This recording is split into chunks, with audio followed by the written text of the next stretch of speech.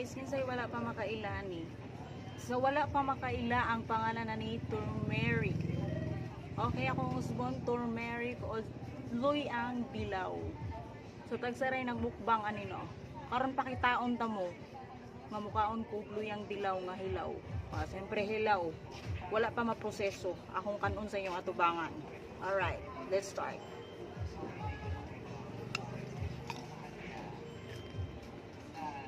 Andyan ninyo ha, nga akong ikaon.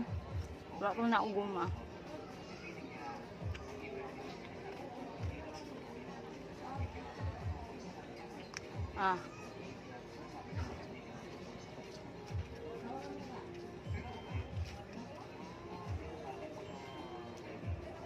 Tunlon ako.